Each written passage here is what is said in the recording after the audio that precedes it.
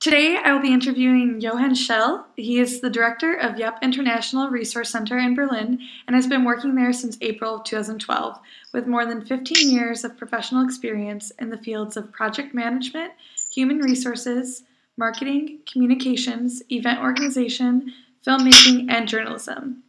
YEPP works to empower the youth and recognizes them as actors they are in social change. Thank you for joining us today.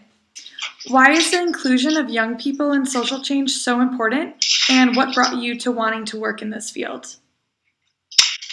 Okay, well, I think that the inclusion of young people in social change processes is very important because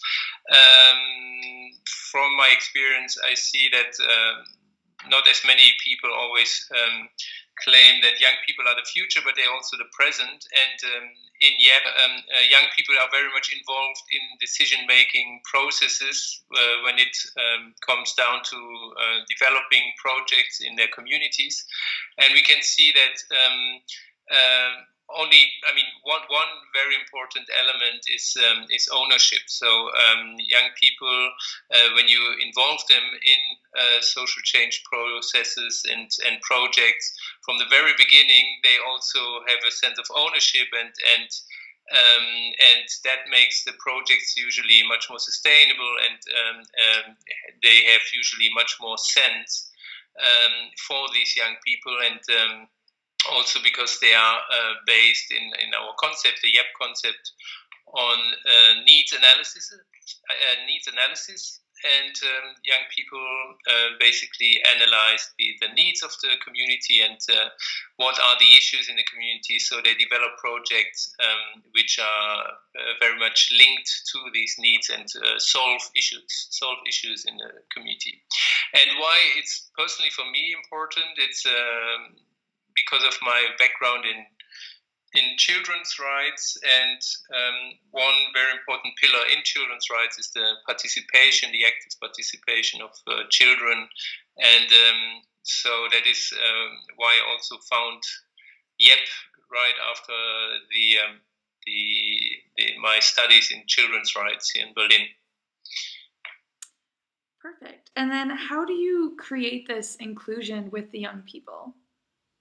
Through what we call the YEPP approach and methodology, and one important aspect of it, which is the YEPP cycle of change. And the YEPP cycle of change basically starts, as I said, with young people and stakeholders of the community getting together and analyzing, first of all, the needs and the resources of the community. So we call it the situation analysis. And in their local communities, they do this through research, interviews, going out into the community and basically looking at what are the issues in the community, what are the needs for social change, for social initiatives, and what, in particular, what are the perspectives of the community members. So that's the first step of the situation of the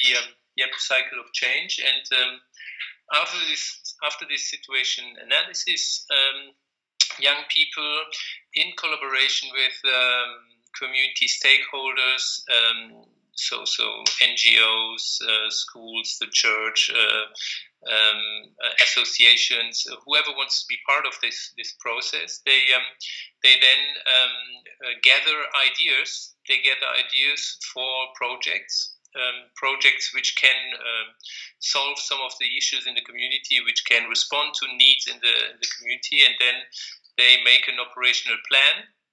They implement this operation plan, which consists of these projects, and they evaluate and monitor these projects. So this is also a very important aspect of the YEPP approach and methodology, is the participatory monitoring and evaluation. So young people basically monitor their projects and do the monitoring and evaluation themselves. So they define indicators at the very beginning, and they look what is going well and what isn't, but not only at the end, at the final evaluation, but also throughout the process. So once these projects are implemented, monitored, evaluated, young people with their stakeholders in the community look at the results basically, and then they define a new cycle of change.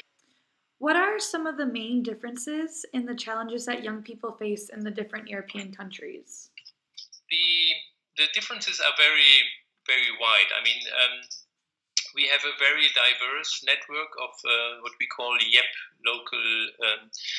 local sites. So communities which work with this YEPP approach and methodology, and the local contexts are very different.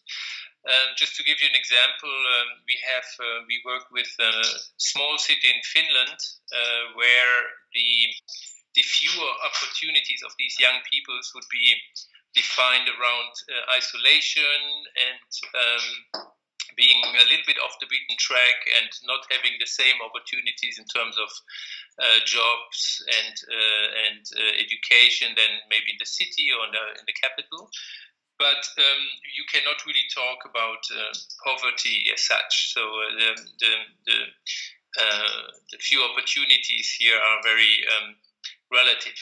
Whereas, for example, in Slovakia, where we work in eastern Slovakia, we work with a group of villages where 90% are Roma, where I would say 1/3 of the population is very poor and some lack basic things such as electricity and water. So, but both, as an example here, both communities work with this approach, work with the cycle of change, and also share this best practices of their work on a regular basis on international meetings. But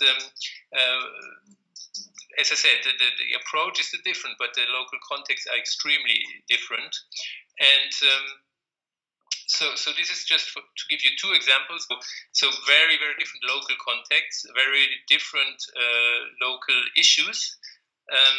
But as I said, working with the same approach, and since it's process oriented and based on situation analysis, the projects which are realized are very different and fitting to the local. How can entrepreneurial goals and skills be helpful with these different challenges?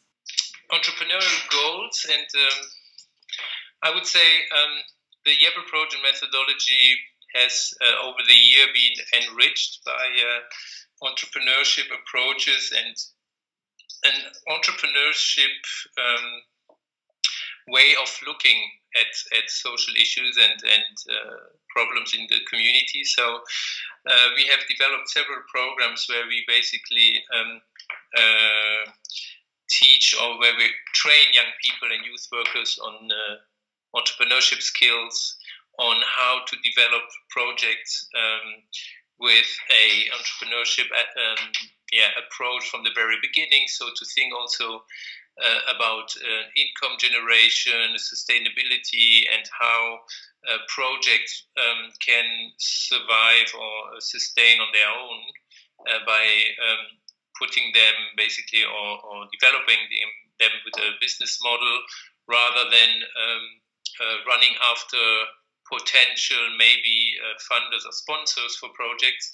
So this is definitely a change where young people, because at the end of the day, there's always tons of ideas for projects and change, which could bring change. But of course, very often the money is lacking, and by thinking about a project or an initiative in an entrepreneurial way from the very beginning can help very often to either develop it in a self-sustainable way, or at least, as I said, partially solve some of the money issues by thinking of how can we generate money through this.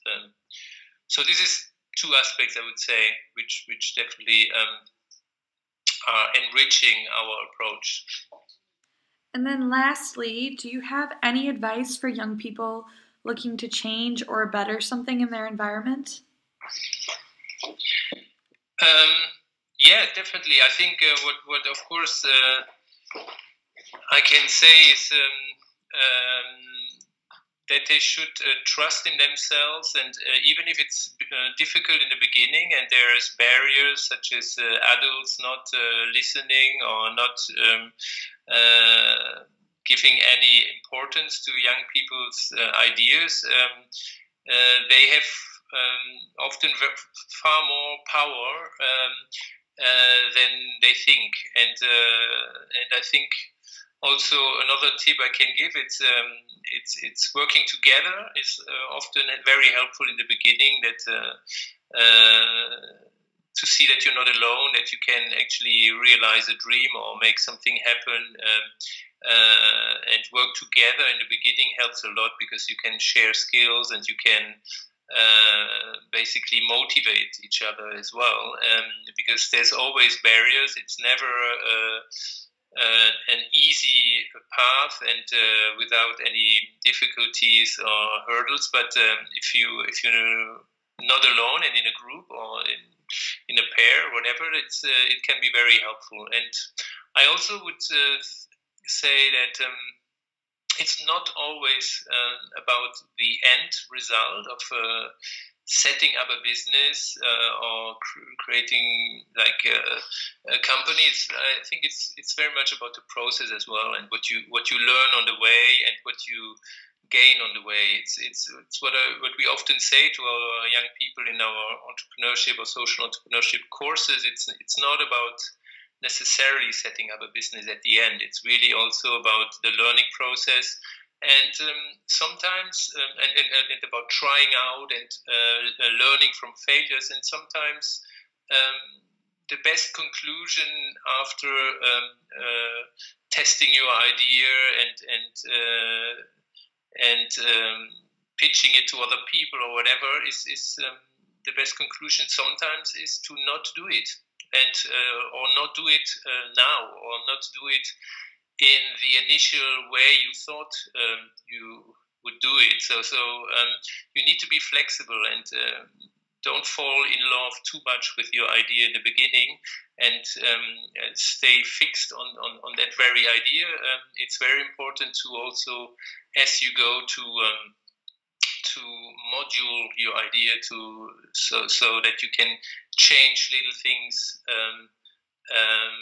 on the way, based on the feedback you get by testing and by exposing things to the market or to the community in our case. So yeah, these are some tips which come to my mind spontaneously. All right, well, those are all the questions we have today. Jochen, thank you so much for talking with us today and taking the time to talk about YEPP's work. It was a pleasure. Thank you very much.